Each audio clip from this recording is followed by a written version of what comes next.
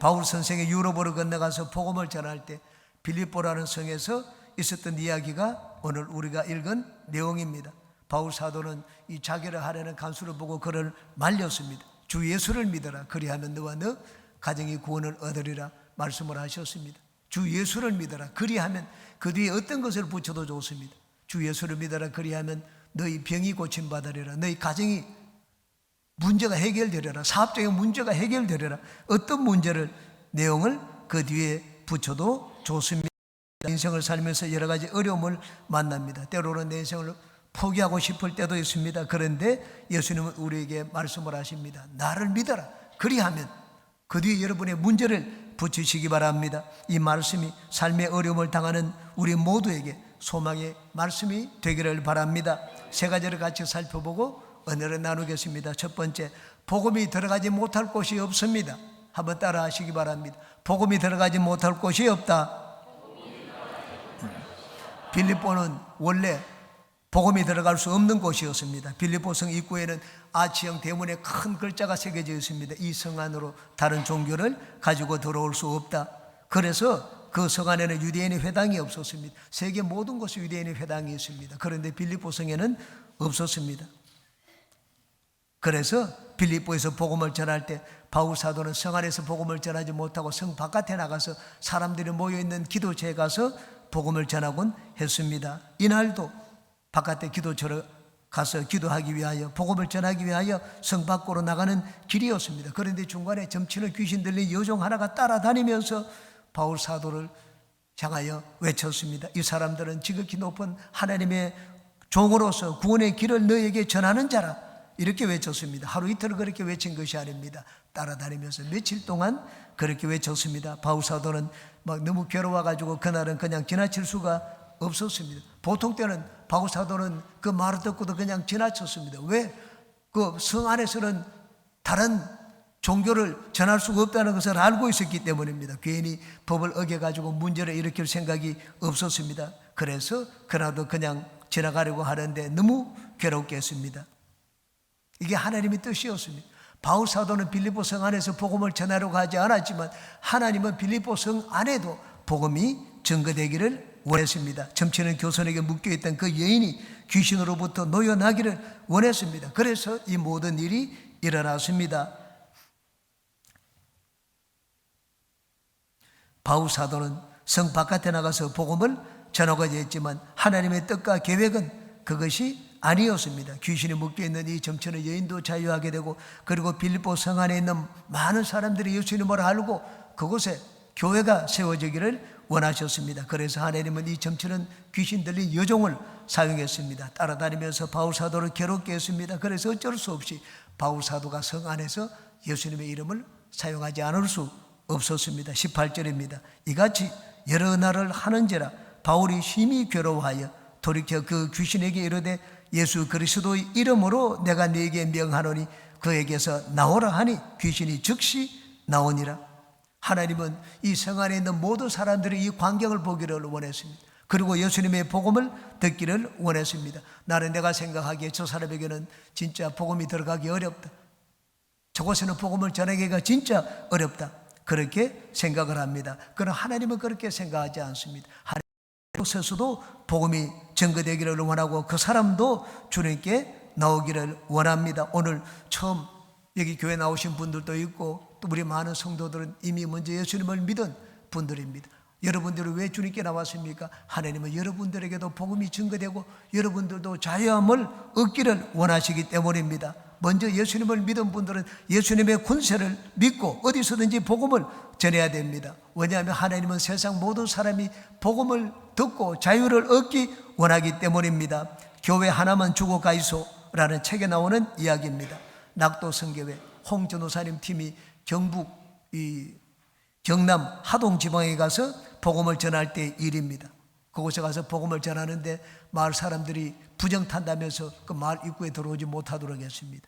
그 마을 안으로 들어가서 복음을 전하지 못하기 때문에 선교팀이 하는 수 없이 마을 바깥에서 텐트를 치고 복음을 전했습니다. 아이들이 왔습니다. 그들에게 사탕도 주고 해서 아이들에게 복음을 전했습니다. 선교팀은 아이들을 이끌면서 성황당 그늘까지 갔습니다. 거기는 할아버지 할머니들이 성황당 그늘에 누워가지고 낮잠을 주무시곤 하는 곳이었습니다. 그 할아버지 할머니 곁으로 가서 아이들을 가르쳤습니다. 창세기를 가르쳤습니다. 하나님이 이 모든 만물을 지었다. 하나님이 말씀 한마디로 모든 것을 지으셨다. 예수님은 말씀으로 병든 자를 고치시고 죽은 자를 살리셨다. 이렇게 복음을 전했습니다. 한 할아버지가 그 말씀을 듣고 있었습니다. 그리고는 그 말씀을 듣더니만 옆에서 얘기했습니다. 하나님이 그렇게 전능하시다면 이 내 다리를 고쳐봐라. 어릴 때부터 소마비가 걸려서 못 움직이는 이 다리를 고쳐보라고 했습니다. 그러자 그 말을 듣고 있다가 홍진호 사님과 이 아이들이 나가가지고는 선교팀이 그 한쪽 다리를 붙들고 막 열심히 기도했습니다. 기도가 다 끝났습니다. 그 할아버지가 말하기를 이놈들아 그쪽 다리가 아니고 이쪽 다리다. 그렇게 하니까 또 다른 쪽 다리를 붙들고 또 선교팀이 간절히 기도했습니다. 그런데 놀라운 일이 일어났습니다. 그 할아버지 다리가 고침을 받았습니다. 이 일로 인하여 그 마을에 교회가 세워지게 되었습니다. 이 홍준호 사님은 이 사건 이후로 두 번 다시 그런 기적을 보지를 못했습니다. 그때의 기적은 그곳에 교회를 세우기 위한 하나님의 뜻이었습니다. 사람들은 이곳으로 복음을 가지고 들어올 수 없다. 그렇게 바리케이트를 치고 방해하지만, 저항을 하지만 하나님은 그렇지 않습니다. 하나님은 어떤 바리케이트도 뚫고 그곳에 복음이 들어가기를 원합니다. 예수님을 믿으면 좋은 일이 일어납니다. 놀라운 일이 일어납니다. 나를 붙들고 있던 나쁜 귀신들이 쫓겨납니다. 여기 있는 것처럼 점치는 귀신이 쫓겨나고, 질병의 귀신이 쫓겨나고, 가난의 귀신이 쫓겨나고, 염려 근심과 불안, 우울증의 귀신이 쫓겨납니다. 가정 불화의 귀신을 쫓겨납니다. 내 삶을 더럽게 만드는 이 나쁜 귀신들도 쫓겨납니다. 마귀는 내 삶의 모든 배후에서 역사하여 나에게 나쁜 일을 일으킵니다. 예수님이 이 땅에 오신 것은 이 마귀의 일들을 내어쫓고 하나님의 좋은 것들을 우리에게 주시기 위해서입니다. 성경 말씀을 합니다. 요한복음 10장입니다. 도둑이 오는 것은 도둑질하고 죽이고 멸망시키려는 것뿐이요 내가 온 것은 양으로 생명을 얻게 하고 더 풍성히 얻게 하려 함이라고 말씀을 했습니다. 여러분은 예수님을 여러분 인격과 삶 가운데 모셔들어서 여러분의 영혼이 잘된 같이 범사에 잘되며 강건한 생명을 넘치게 얻으시기를 주님의 이름으로 축원합니다. 두 번째, 예수님은 모든 것을 합력하여 선을 이루십니다. 한번 따라 하시기 바랍니다. 예수님은 모든 것을 합력하여 선을 이루신다. 바울 사도가 예수 이름으로 귀신을 쫓아낸 일로 인하여 감옥에 갇혔습니다. 그냥 감옥에 갇힌 것이 아닙니다. 정당한 재판도 받지 못하고 실컷 얻어맞았습니다. 그리고는 감옥에 갇혔습니다. 22절, 23절 보시기 바랍니다. 무리가 일제히 일어나 고발하니 상관들이 옷을 찢어 벗기고 매로 치라 하여 많이 친 후에 옥에 가두고 간수에게 명하여 든든히 지키라 하니 바울 사도는 변명할 기회도 얻지 못했습니다. 죄를 지어서 감옥에 들어간 것이 아닙니다. 예수 이름으로 귀신을 쫓아낸 일로 인하여 감옥에 들어갔습니다. 좋은 일을 했는데도 감옥에 들어갔습니다. 그런데 그 일로 인하여 바울 사도가 감옥에서 죽지 않았습니다. 우리가 주님을 위하여 살게 되면 어려움을 당하기도 하고 고난을 받기도 합니다. 그러나 복음으로 인하여 우리가 고난을 당하고 여러 가지 불이익을 당할 때 우리는 중간에서 포기하고 낙담하면 안 됩니다. 왜냐하면 그것은 하나님의 복을 받는 과정이기 때문입니다. 예수님께서 말씀을 하셨습니다. 마태복음 5장입니다. 나로 말미암아 너희를 욕하고 박해하고 거짓으로 너희를 거슬러 모든 악한 말을 할 때에는 너희에게 복이 있나니 기뻐하고 즐거워하라. 너희 전에 하늘에서 너희의 상이 큼이라. 너희 전에 있던 선지자들도 이같이 박해하였느니라고 말씀을 했습니다. 감옥에 잡혀 들어간 결과 바울 사도가 죽임을 당했습니까? 아닙니다. 그곳에서 진짜 놀라운 기적을 체험하게 되었습니다. 한밤중에 지진이 일어났습니다. 지진이 일어났는데 건물이 무너지지 않았습니다.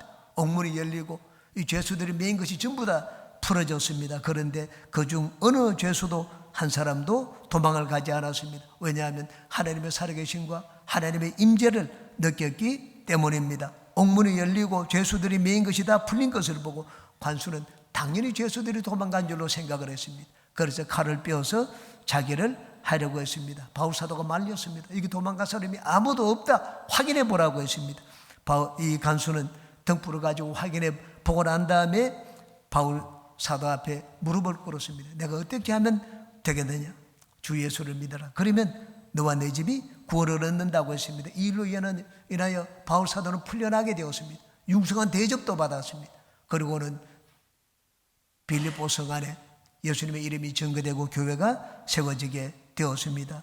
하나님은 복음을 위하여 사는 바울 사도가 옥에 갇혀서 그곳에서 고생을 하고 죽도록 내버려 두지 않았습니다. 나중에는 오히려 이것이 전화위복이 되도록 만드셨습니다. 하나님은 모든 것을 합력하여 선을 이루시는 분입니다. 믿으시면 아멘 하시기 바랍니다. 로마서 8장 28절입니다. 우리가 알거니와 하나님을 사랑하는 자 곧 그의 뜻대로 부르심을 입은 자들에게는 모든 것이 합력하여 선을 이룬다고 말씀을 했습니다. 여러분, 하나님의 위대한 점이 어디에 있습니까? 사람들이 보면 이거 이제는 끝장났다, 절망이다, 더 이상 길이 없다, 그렇게 생각하는 그런 환경을 가지고 놀라운 일을 만드시는 분이시기 때문입니다. 정말 위대한 예술가는 아무것도 아닌 것을 가지고 멋있는 작품을 만들어냅니다. 우리는 구약 성경에 요셉 이야기를 잘 알고 있습니다. 요셉은 형들에게 미움을 받아 애굽으로 내려가는 미디안 장사꾼들에게 막 종으로 팔렸습니다. 애굽으로 내려가서는 보디발 장군의 집에 종으로 팔려가게 되었습니다. 그러다가 그 안에서 열심히 일을 했는데 보디발 장군의 아내를 겁탈하려 했다는 억울한 누명을 쓰고 감옥에 들어갔습니다. 여기까지 요셉의 인생을 들으면 요셉의 인생은 참으로 불쌍하고 가련하고 참 기구한 운명이구나 하는 것을 느낍니다. 그러나 그것이 끝이 아니었습니다. 감옥에서 바로의 술 맡은 관원장을 만나게 되었습니다. 그의 꿈을 해석해 주었습니다. 사흘 뒤에 당신은 복직할 것이다. 진짜 요셉의 말대로 이 술 맡은 관원장이 사형을 당하지 않고 복직을 하게 되었습니다. 나중에 바로 왕이 무시무시한 꿈을 꾸게 되었습니다. 그런데 애굽 전역에 그 꿈을 해석하는 자가 없었습니다. 그때 이 술 맡은 관원장이 요셉을 소개를 했습니다. 내가 2년 전에 감옥에서 한 청년을 만났는데 놀라운 능력을 가지고 있습니다. 그래서 요셉이 바로 앞에 서게 되었습니다. 바로의 꿈을 해석해 주었습니다. 감탄했습니다. 졸지에 애굽의 총리가 되었습니다. 그 나이가 불과 30밖에 되지 않았습니다. 그 신분은 이방인이었습니다. 종이었습니다. 감옥에 있는 죄수였습니다. 그런데 하루아침에 그 신분이 수직 상승하여 애굽의 총리가 되었습니다. 요셉은 형들에게 버림받은 구겨진 인생이었습니다. 종이고 죄수고 억울한 일을 당했습니다. 그런데 하나님이 그 인생을 하나님의 손으로 빚으시니 그가 온 세상을 살리는 사람이 되었습니다. 하나님은 모든 것을 합력하여 선을 이루시는 분입니다. 여러분, 지금 당장 절망과 어려운 가운데 있더라도 포기하지 마시기 바랍니다. 하나님을 믿으면 하나님은 그 구겨진 인생을 가지고 그리고 망가진 그 여러분의 삶을 가지고 놀라운 일을 행하시는 분입니다. 제가 미국에서 유학 생활을 할 때 일입니다. 한 번에는 저희 제가 식구가 다녀갔습니다. 저희 어머님, 아버님 그리고 처조카가 같이 부모님을 할머니, 할아버지를 모시고 왔습니다. 3개월 뒤에 한국으로 돌아가는데 미국에서 이 처조카가 면허 시험을 봤습니다. 자동차 운전면허. 한 번에 될 줄 알았는데 그 시험에 첫 번째 시험에 떨어졌습니다. 돌아갈 때가 되었는데 할머니, 할아버지는 먼저 돌아갔습니다. 장인, 장모님은 먼저 돌아가고 너는 여기에 있다가 나중에 도움이 될 테니까 운전면허 시험을 따가지고 가라고 했습니다. 그래서 거기 있으면서 3번 떨어지고 4번째 시험에 합격했습니다. 그동안 눈물을 많이 흘렸습니다. 자기는 한국에서 시험도 운전도 하고 했는데 거기서 떨어지니까는 그 마음에 큰 슬픔을 느끼는 것을 봤습니다. 그런데 그 2번째 떨어지고 난 다음에 미국에서 선을 받습니다. 남자로 소개받아가지고 선을 받는데 자기 마음에 들지 않았습니다. 나중에는 면허를 따고 한국으로 돌아갔는데 이 남자가 6개월 뒤에 한국으로 휴가를 내어가지고 저희 처조카를 찾아왔습니다. 그래서 청혼을 했습니다. 구애를 하고 청혼을 해서 나중에 이 둘이 결혼하게 되었습니다. 지금은 미국에서 정착하여 자녀를 셋을 두고 행복하게 살고 있습니다. 저는 이 처조카 자동차 면허 사건을 통하여 하나님의 선하신 계획을 한번 생각해 보았습니다. 시험에 여러 번 떨어졌을 때 실망을 하고 눈물을 흘리곤 하는 걸 보았습니다. 아무것도 아닌 사소한 잘못을 가지고 시험에 떨어졌습니다. 왜 이런 것을 가지고 내가 시험에 떨어졌을까? 하나님이 원망스럽기도 했습니다. 그런데 나중에 이 일이 결혼이 되고 미국의 시민권을 얻고 난 다음에 뒤를 돌아보니 야, 하나님께서 이 조카에게 아름다운 배필을 마련해주고 미국에 살도록 하기 위하여 잠시 동안 미국에 더 붙들어 두셨구나 하는 것을 알 수가 있었습니다. 여러분, 하나님은 모든 것을 합력하여 선을 이루시는 분입니다. 여러분, 자식이 잘못되도록 이끄는 분이 있겠습니까? 여러분, 부모된 자 중에 하나님은 그 자녀인 우리들을 결코 잘못된 것으로 이끌지 않습니다. 믿음으로 하나님을 붙드는 줄을 놓지 않는 모든 분들에게 하나님께서 여러분의 인생을 여러분의 잘못된 것들을 합력하여 선이 이루어지도록 만드시기를 주님의 이름으로 축원합니다. 세 번째, 축복의 법칙과 원리를 알았으면 실행해야 합니다. 한번 따라 하시기 바랍니다. 실행하자. 주 예수를 믿어라. 그리하면 너와 내 가정이 구원을 얻으리라. 바울 사도가 간수에게 이 말을 하자 간수는 그 말을 듣고는 즉시로 밤중입니다. 집에 가서 자는 가족들은 다 깨웠습니다. 그리고는 그 시에 침례를 받고 모든 가족이 다 예수님을 마음으로 믿고 받아들이게 되었습니다. 성공하는 사람과 실패하는 사람, 부자와 가난한 사람의 차이가 무엇입니까? 성공하는 사람은 실행합니다. 탁 마음의 결단을 했으면 그것을 옮깁니다. 그러나 실패하는 사람, 가난한 사람은 핑계를 댑니다. 이런저런 핑계를 대고 실천하지 않습니다. 우리가 무슨 일을 하더라도 성공하기 위해서는 실천하는 행동이 뒤따라야 됩니다. 저는 어저께 아침을 먹고 난 다음 교회 왔습니다. 그 당을 수치를 봤더니만 224가 되었습니다. 당이 높다고 했더니만 우리 이창민 전도사님이 당장 저한테 얘기를 했습니다. 목사님 빨리 나가서 걸어야 됩니다. 그럼 우산을 챙기더라고요. 비가 오고 어제는 바람도 좀 많이 불었습니다. 남대천에 걸어야 된다고 했습니다. 늘 아침이면 우리가 걷는데 밥 먹고 난 다음에 걸으면 30분이 걸립니다. 그래서 전도사님이 그렇게 서두르니까 저도 그냥 같이 따라 나갔습니다. 30분을 걷고 돌아왔습니다. 그리고는 돌아와가지고는 당 수치를 보았더니만 95까지 떨어지는 것을 봤습니다. 나가지 않았으면 그게 200에서 300까지도 올라갔을 것입니다. 여러분, 걷는 것이 귀찮다고 많은 사람들은, 당이 있는 사람들은 밥 먹고 난 다음에 즉시로 나가서 걷지를 않습니다. 귀찮기 때문입니다. 실행에 옮기지 않기 때문입니다. 신앙의 세계에 있어서도 마찬가지입니다. 우리가 축복과 복을 받는 원리와 법칙을 알았다면 따라야 됩니다. 실행을 해야 됩니다. 그래야지 하나님의 복을 받을 수가 있습니다. 여기 나오는 강수의 지혜가 무엇입니까? 주 예수를 믿어라. 그리하면 너와 내 집이 구원을 얻겠다. 그 말씀을 듣자 즉시로 집에 가서 가족들은 다 깨웠습니다. 망설이지 않았습니다. 이 말을 의심하지도 않았습니다. 여러분, 우리가 구원을 얻는 길이 결코 멀리 있지 않습니다. 우리가 구원을 얻기 위해서 하늘로 올라가서 예수님을 끌어내릴 필요가 없다고 했습니다. 엄부에 내려간 예수님을 모시고 올라올 필요도 없다고 말씀을 했습니다. 우리의 구원의 길은 지극히 가까운 데 있다고 했습니다. 구원의 길은 내 입술에 있다고 했습니다. 내가 입술로 예수 그리스도를 내 구주로 신하기만 하면 구원을 받는다고 성경은 말씀을 합니다. 로마서 10장입니다. 내가 만일 내 입으로 예수를 주로 시인하며 또 하나님께서 그를 죽은 자 가운데서 살리신 것을 내 마음에 믿으면 구원을 얻으리니 사람이 마음으로 믿어 의에 이르고 입으로 시인하여 구원에 이른다고 말씀을 합니다. 사람이 무엇으로 심든지 심은 대로 거둔다고 했습니다. 육체를 위하여 심으면 육체로부터 썩어질 것을 거두고 성령을 위하여 심으면 영생을 거둘 것이라고 했습니다. 그러므로 하나님 말씀을, 축복의 이 원리를 알았습니다. 구원의 원리를 알았으면 그대로 따라야 됩니다. 여러분, 내가 하늘나라를 얻기 위하면 성경을 읽어야 됩니다. 그리고 하나님의 은혜를 읽기 위해서면 열심으로 예배를 드리고 하나님을 찾고 구해야 됩니다. 그리고 무엇보다도 내가 성령을 위하여 시간을 투자해야 됩니다. 성령을 위하여 성령을 모셔드리기 위해서 기도하고 성령과 함께 살기 위해서 늘 성령의 손을 잡고 인생을 살아야 됩니다. 그러면 우리의 삶이 달라집니다. 영혼이 잘된 같이 범사에 잘되며 강건한 생명을 얻는 삶을 살게 됩니다.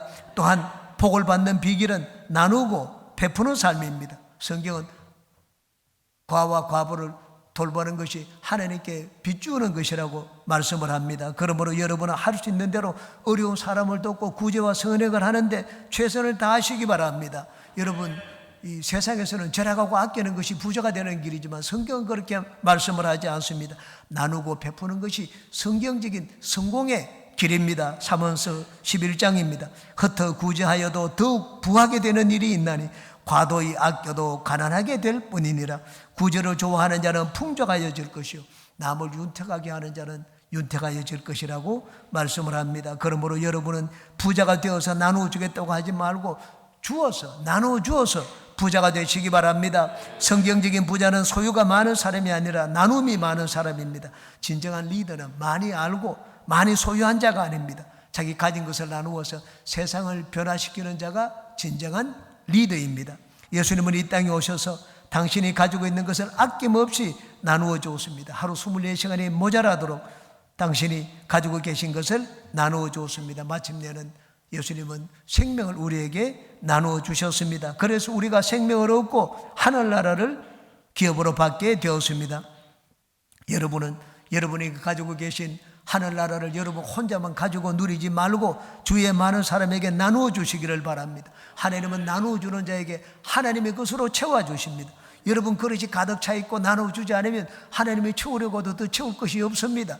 그러나 여러분이 나누어줌으로 그릇을 비우면 이제는 하나님의 것으로 여러분의 그릇을 채워주십니다. 마지막으로 하나님의 복을 받기 위해서는 하나님을 사랑해야 됩니다. 성경 말씀을 합니다. 나를 존중히 여기는 자를 내가 존중히 여기고 나를 높이는 자를 내가 높여주고 나를 멸시하는 자를 내가 경멸하리라고 말씀을 했습니다. 하나님을 사랑하는 자가 하나님의 사랑을 받고 하나님을 높이는 자가 하나님께 높임을 받습니다. 여러분은 마음과 목숨과 힘과 정성을 다하여 주님을 사랑하시기 바랍니다. 하나님을 찾고 알기에 열심을 내고 마음을 다하여 하나님을 사랑하는 자들마다 하나님의 사랑을 받고 하나님께 높임받는 삶을 사시기를 주님의 이름으로 축원합니다.